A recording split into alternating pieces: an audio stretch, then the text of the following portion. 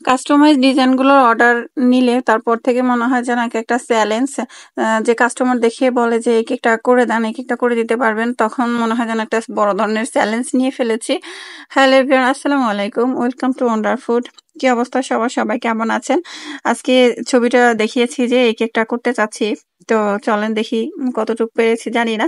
আমি আবার ড্রয়িং এর কাজ ভালো পারি না, তাই মানে চেষ্টা করি আর কি। আর এই ড্রয়িং এর কাজগুলো তাই জন্য একটু ভয়ও লাগে যে ঠিক মতো হয় কিনা। আবার নিজের কাজের প্রতি নিজের মানে আত্মবিশ্বাস কম, যে সুন্দর হয় নাই। আমার সবসময় মনে হয় যে আমি যেটা করেছি এটা সুন্দর হয় নাই। যেমন এই কেকটাও করার পরে আবার মনে হয়েছিল যে মনে হয় যেন সুন্দর হয় নাই, তো এখন কি করব, আবার কি তুলে ফেলবো কিনা। তো আমার আবার সময় ছিল না যে আবার তুলে তারপরে কাজ করব, তো যেভাবে ছিল ওইভাবেই পরে দিয়ে দিয়েছি। তো এটা ছিল মানে একটা রেগুলার কাস্টমার আমার কাছ থেকে নিয়েছিলেন। আর আমার যেই কেকগুলা অর্ডারগুলো আসে, আমার ম্যাক্সিমামই হচ্ছে রেগুলার কাস্টমার আলহামদুলিল্লাহ। আর মানে নতুন দুই একজন হুটহাট করে আসে, নতুন খুবই কম। তো এখানে এই কেকটা যিনি অর্ডার করেছিলেন তিনি তার শাশুড়ি মায়ের জন্য সম্ভবত নিয়েছিলেন। তো আপনি কাজ যখন শুরু করবেন, আমি বারবারই বলি একটা কথাই, যে হচ্ছে কোয়ালিটি কখনোই খারাপ করবেন না। হয়তোবা ভাববেন যে আমি একটু খারাপ কোয়ালিটির জিনিস ইউজ করে তারপরে কম দাম নেই, আমি মার্কেট ধরবো কম দাম দিয়ে, এরকমটা কখনোই করবেন না। হয়তোবা শুরুতে আপনি ডিসকাউন্ট রাখতে পারেন, কিন্তু কখনোই খারাপ জিনিস ইউজ করে সেগুলো কাস্টমারকে দিবেন না। আপনার নিজের কোয়ালিটি নিজেকেই ধরে রাখতে হবে। আপনার কোয়ালিটি বুঝেই মানুষ আসবে, আর দেখবেন যে একটা সময় পরে আপনার রেগুলার কাস্টমার হয়ে যাবে কোয়ালিটি বোঝার পরে। আমার এমনও কাস্টমার আছে যারা হচ্ছে অন্যদের প্রোগ্রামে আমার বানানো কেক খেয়েছে, তারপরে আমাকে খুঁজতে খুঁজতে আমার বাসা অবধি চলে আসছে এবং আমার কাছ থেকে কেক নিয়েছে। তারপর থেকে আলহামদুলিল্লাহ তারা হচ্ছে রেগুলার কাস্টমার হয়ে গিয়েছে, এরকমও আছে। তো এটা আসলে এমনি এমনি হয় না, এটা কোয়ালিটি বুঝেই কাস্টমারগুলো আসে। যারা বললামই তো, যারা ভালো কোয়ালিটি সম্বন্ধে আইডিয়া আছে তারাই হচ্ছে আসে।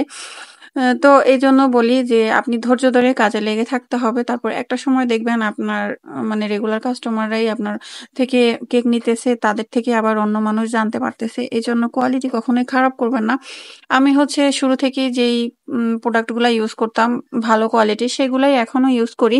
তবে সমস্যা একটাই যে প্রত্যেকটা জিনিসের অনেক দাম বেড়ে গিয়েছে, যার কারণে হচ্ছে মানে একটু মানে এভাবে চালিয়ে নেওয়াটা একটু কষ্ট হয়ে যাচ্ছে। তারপরও আমি প্রাইস বাড়াই নাই, কারণ আমি যেই এলাকায় কাজ করি এটা আসলে মানে গ্রামীণ পর্যায়ে এরকম টাইপেরই কিছু একটা বলা যায়, যে এখানকার মানুষ ওইভাবে মানে অ্যাফোর্ডেবল না আর কি। তো এই জন্য হচ্ছে আমি প্রাইসটাও বাড়াতে পারতেছি না, আগের যেই প্রাইস সেই প্রাইসই নিচ্ছি। কিন্তু প্রত্যেকটা জিনিসই হচ্ছে অনেক পরিমাণ দাম বেড়ে গিয়েছে, সবারই তো একটু হলেও আইডিয়া আছে যে কি কি অবস্থা এখন আমাদের দেশের। তো যাই হোক, এখানে আমি কথা বলতে বলতে কেকের কাজ কিছুটা পরিমাণে শেষ করে ফেলছি প্রায়। আমি ড্রয়িংটা করে ফেলছি। আর এখানে হচ্ছে চক্ষুগুলো আমি প্রথমে ব্রাউন কালার দিয়ে করেছিলাম, মনে মনে ভেবেছিলাম যে আমি এটা অ্যাশ কালার দিয়ে করব, কিন্তু কি জানি কি করতে গিয়ে আমি মানে ব্রাউন কালার দিয়ে করে ফেলছি। পরে অবশ্য এটা যখন আমি দেখলাম যে ব্রাউন কালারটা খুব একটা ভালো লাগতেছে না, পরে আবার আমি অ্যাশ কালার দিয়ে মানে চোখের ওই উপরে আবার অ্যাশ কালার দিয়ে এটা এঁকে দিয়েছিলাম। আর উপরে হচ্ছে পার্পল কালার দিলাম। তারপরে এই হচ্ছে কেকের ফাইনাল লুক। তো কেমন লাগলো আজকে এই কেকটা এক মায়ের জন্য, সবাই জানাবেন অবশ্যই। আর আবার কথা হবে ইনশাল্লাহ আগামী কোনো ভিডিওতে। সেই পর্যন্ত সবাই ভালো থাকবেন। আজকের ভিডিওটা এই পর্যন্তই। আল্লাহ হাফেজ।